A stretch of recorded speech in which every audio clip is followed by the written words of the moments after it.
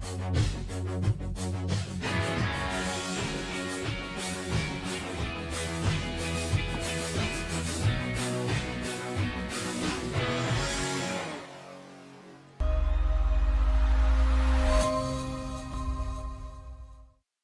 aí, eu sou o André Vasconcelos, professor de cinema.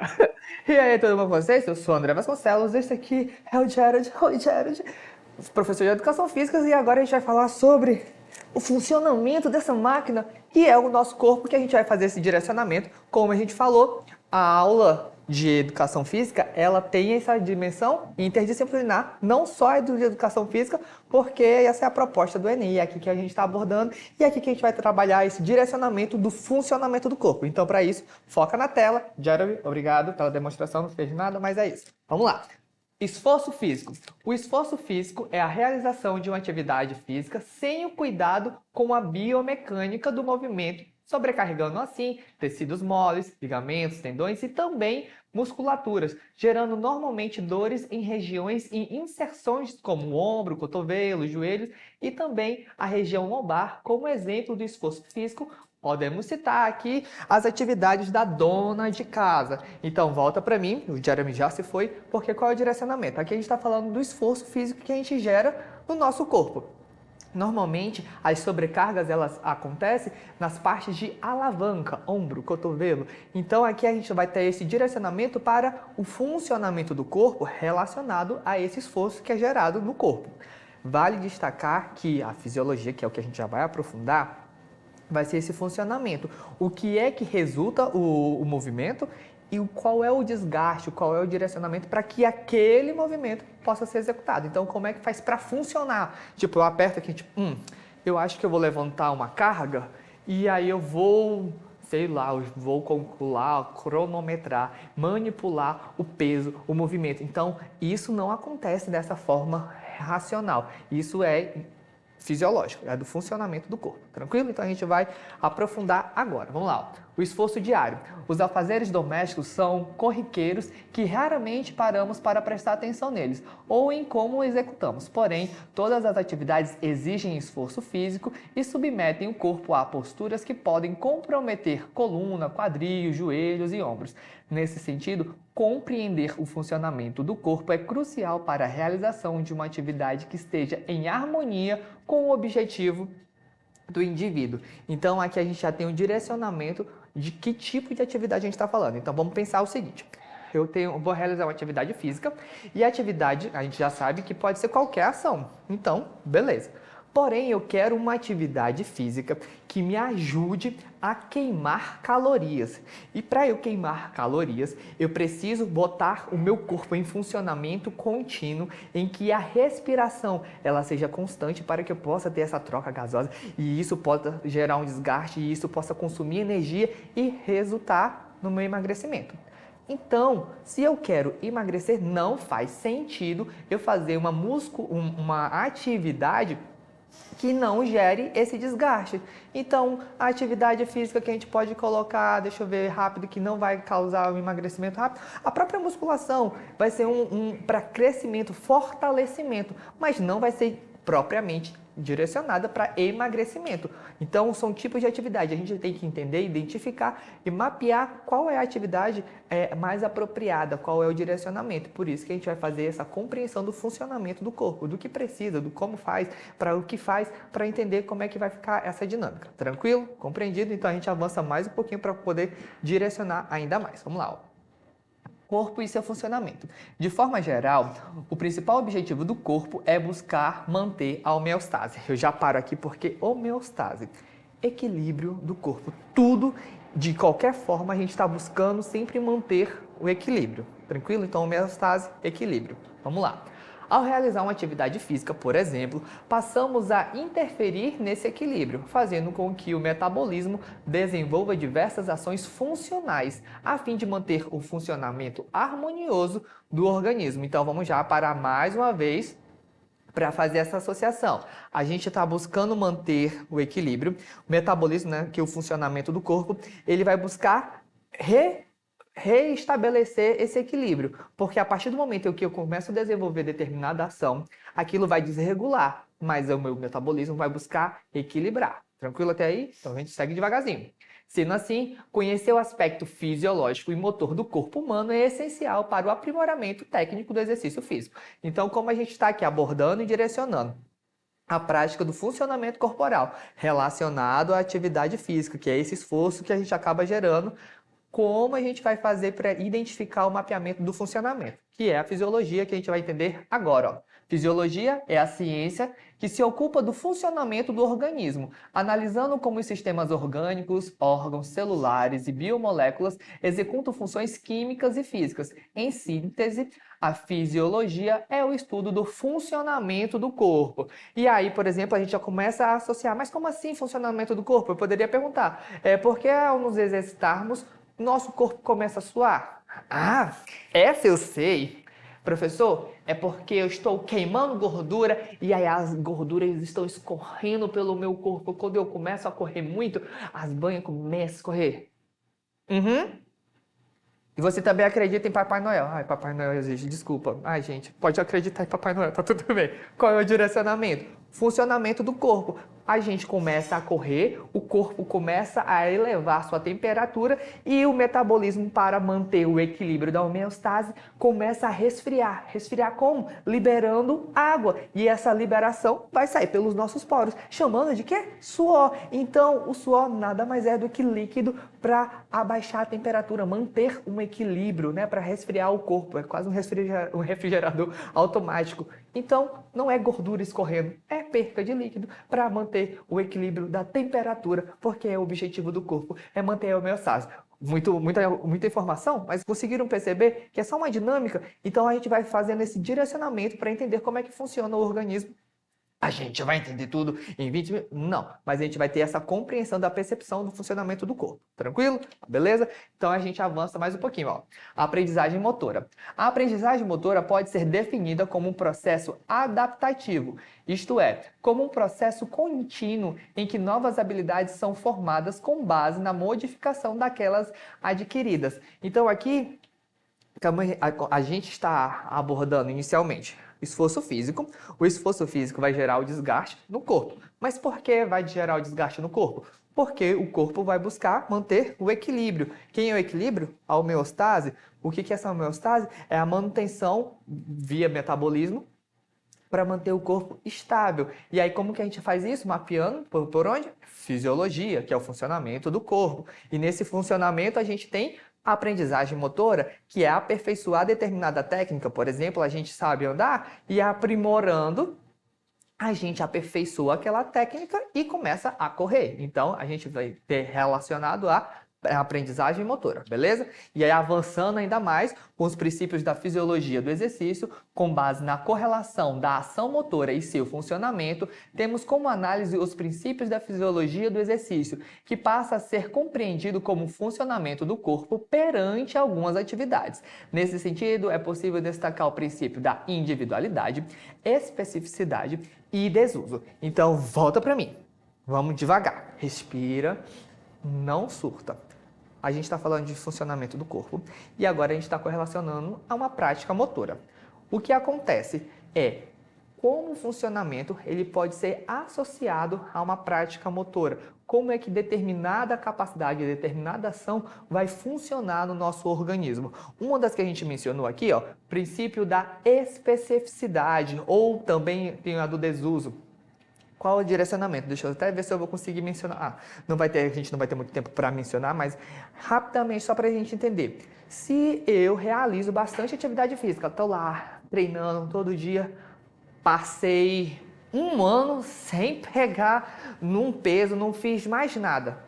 Resultado, vou ficar sedentário e a estrutura, os ganhos que eu obtive, eu vou perder. Princípio do desuso. Então, o funcionamento do meu corpo tinha, eu estava precisando gastar muita energia, eu estava demandando energia porque eu estava treinando e a partir do momento em que eu parei, o meu corpo sentiu assim uma observação de, essa pessoa aqui, ela demandava muita energia, ela fazia muito esforço, então ela demandava alimento porque eu precisava ter combustível para poder realizar determinada atividade.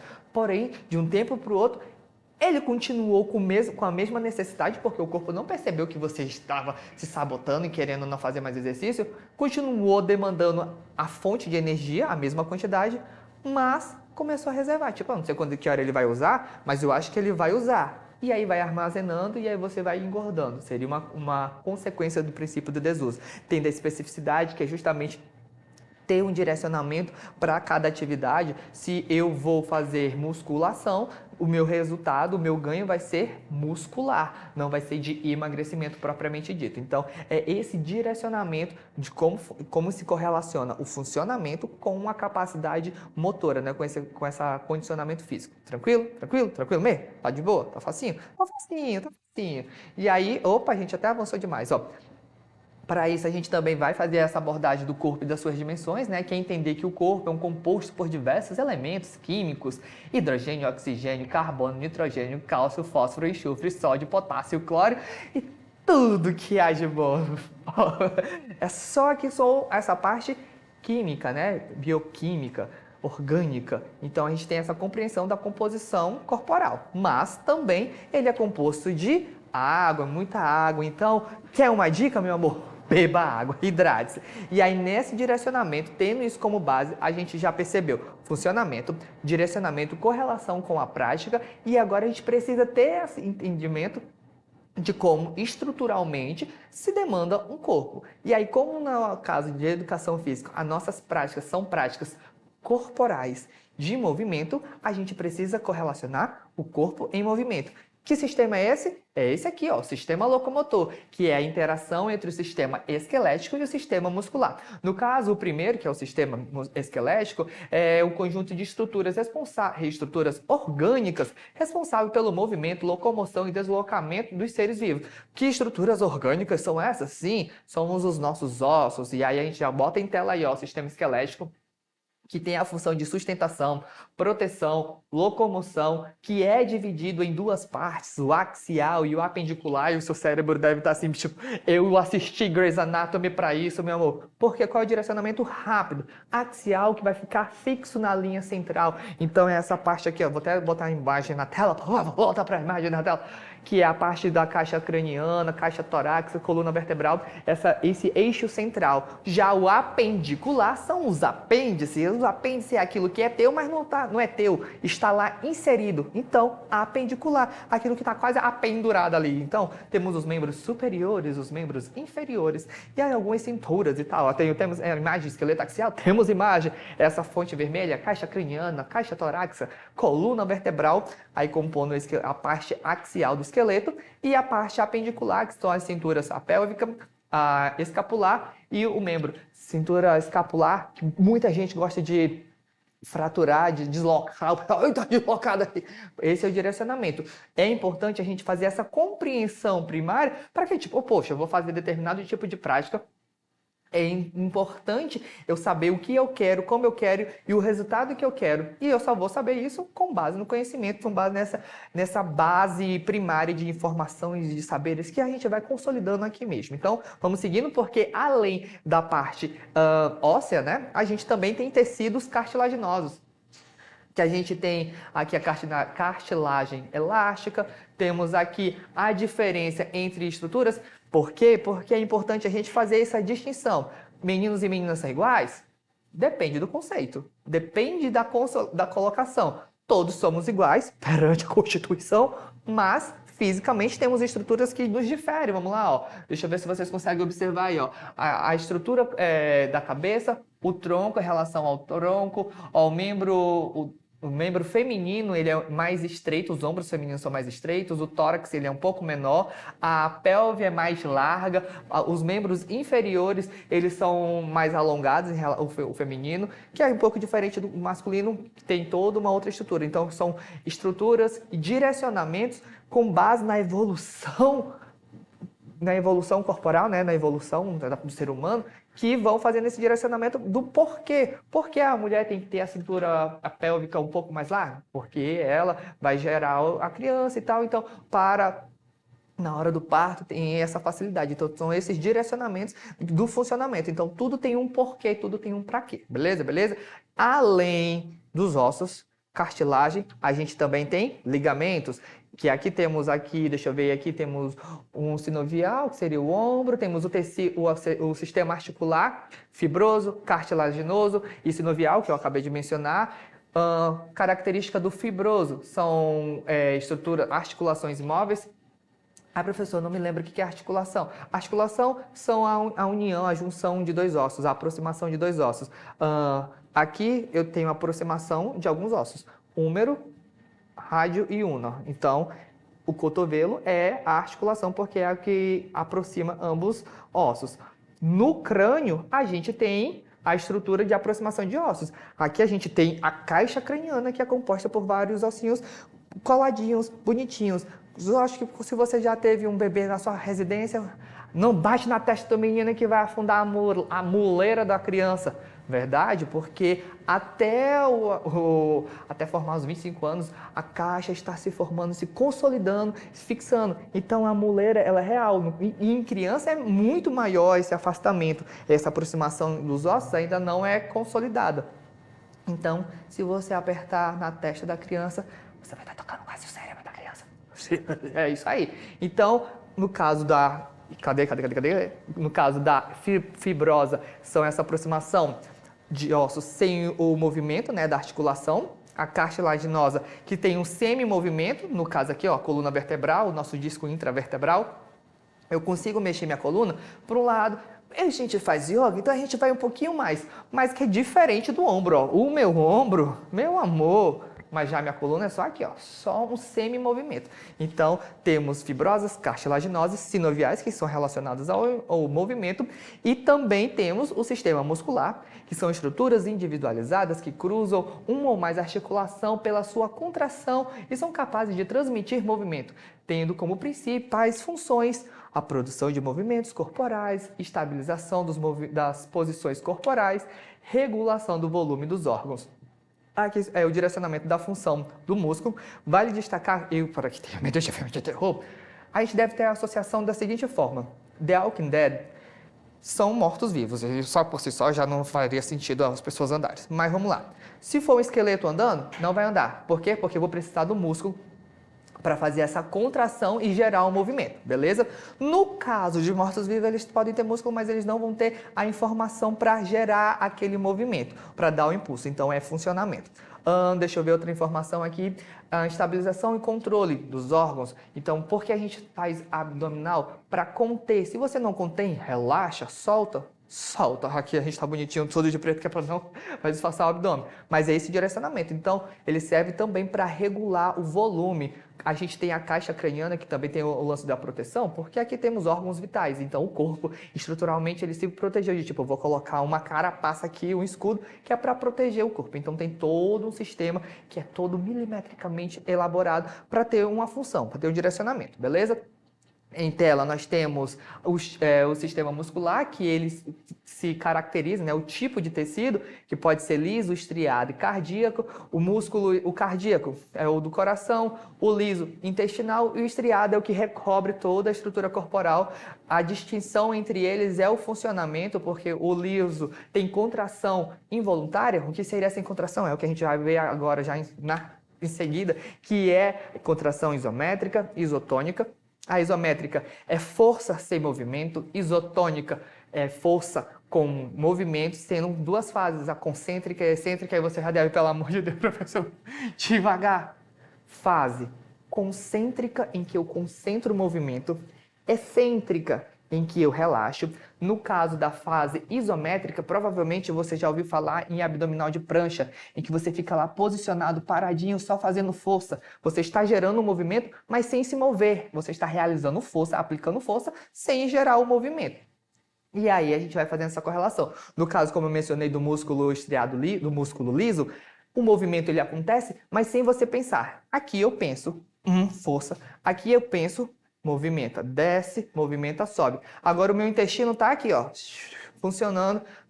Vai intestino. Coração, bate. Coração, bate. Não. Alguns músculos, eles têm esse funcionamento espontâneo, natural. No caso liso e o cardíaco. No estriado, que é o que recobre, eu consigo pensar e dar esse movimento, mas esse aprofundamento a gente vê em uma próxima aula, porque eu acredito que já tá bom por hoje, porque senão vocês vão dar uma surtada, dar uma bugada. Eu fico por aqui, vou encontrar o Jeremy, porque o Jeremy ainda vai me falar algumas coisas de músculo e tal, e a gente se vê na próxima aula e assiste um pouco de Grey's Anatomy, me ajuda. Vejo vocês na próxima. Até lá!